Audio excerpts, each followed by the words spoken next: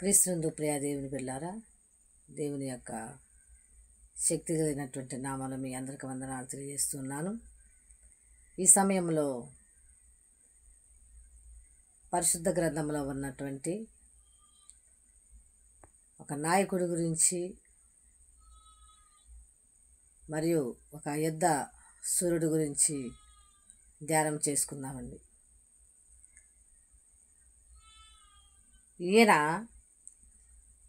మరి నిన్నటి దినాన చెప్పుకున్నటువంటి మరి సెరూయ యొక్క కుమారుడైనటువంటి యోవాబు, ఆసాహేలు, అభిషేక్ యొక్క సోదరుడైనటువంటి యోవాబు గురించి మనం ధ్యానం చేసుకుందామండి. ఈ యొక్క యోవాబు పేరుకి అర్థము యెహోవా మరి అతని తండ్రినని అర్థము. ప్రియ దేవుని బిడ్డలారా, ఈ యొక్క యోవాబు మరి దావీదు యొక్క రాజ్య పరిపాలనలో మరి ఆయన యుద్ధసూరుడుగా, పరాక్రమశాలిగా మరియు ఆయన మరి వివేకము గల రాజకార్య నిర్వాహకుడుగా ఉన్నాడు. మరియు ఆయన నాయకుడిగా కూడా ఉన్నాడు. ప్రియ దేవుని బిడ్డలారా, అంతటి ఆయన మరి దృహంకారం చేత మరి దేవుని యొక్క భయం లేకుండా, పాపభీతి లేకుండా దేవుని ఎడల దోషిగా ఉన్నాడు. ప్రియ దేవుని బిడ్డలారా, ఈనాడు చాలామంది కూడా అలానే ఉంటున్నారండి,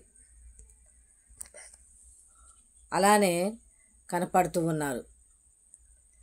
మరి డబ్బు ఉందని, అందం ఉందని, బలం ఉందని, బలగం ఉందని మరి దేవుని యొక్క భయం లేకుండా నడిచేవారుగా కనపడుతూ ఉన్నారు.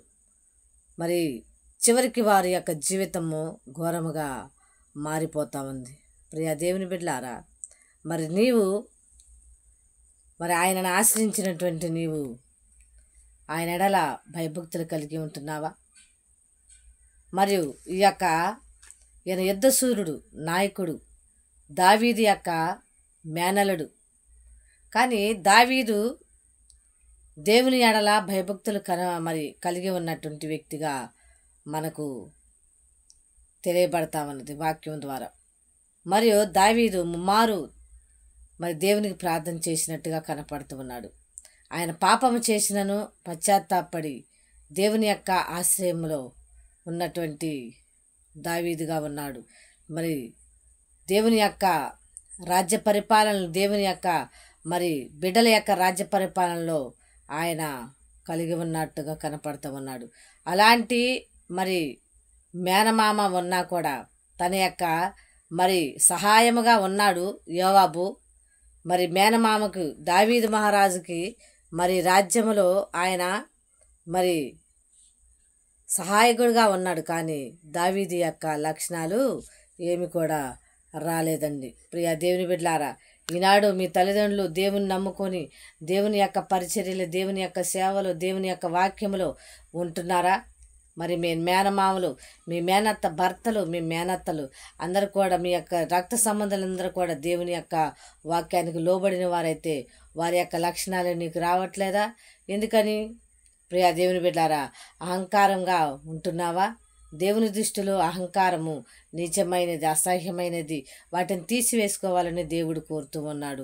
ఈనాడు మరి వాటన్నిటిని తీసివేసుకోలేక మరి దురహంకారిగానే మరి చివరికి సొలొమోను, దావీదు కుమారుడైనటువంటి మరి సొలొమోను యొక్క చేతిలో మరి చంపబడి ఉన్నాడు. ప్రియ దేవుని బిడ్డలారా, నీవు మరి ఎవరి చేతిలో ఉంటున్నావు? మరియు దేవుని యొక్క వాక్యములో ఉంటున్నావా?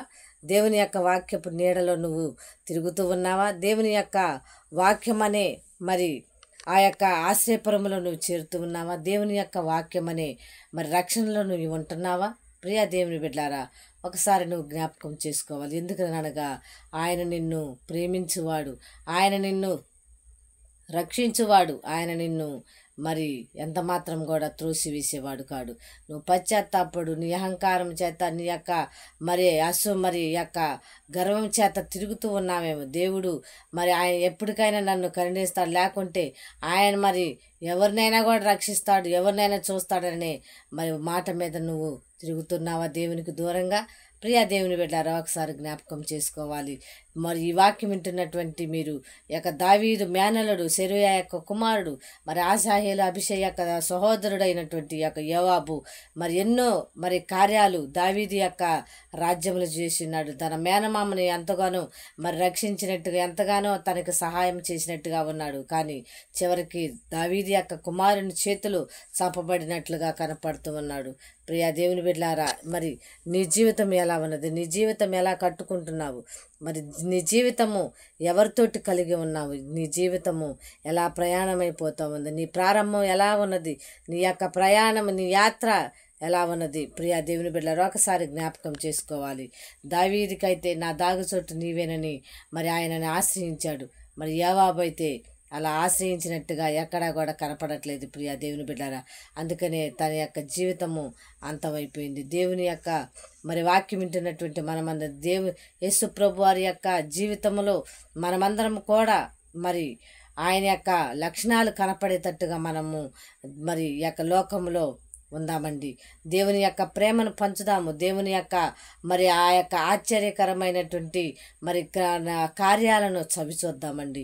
దేవుడు యొక్క మరి ఈ యొక్క సమయంలో నిన్ను నన్ను మరి దేవుడు తన యొక్క చేతిలో వాడబడటానికి సిద్ధపడుతూ ఉన్నాడు కనుక నువ్వు సిద్ధపడు. ఈ క్షణమందే యోవాబు వలె మరి నువ్వు సూర్యుడువైన జ్ఞానం కలిగినటువంటి వాడివైనా ఉద్యోగం చేస్తూ ఉన్నా లేకపోతే నీకు ధనము సంపదలు ఇంకా పదవులున్నా కూడా దేవుని ఆశ్రయించి ఈ క్షణమందు దేవుడు నిన్ను పిలుస్తున్నాడు ప్రియా దేవుని బిడ్డలారా.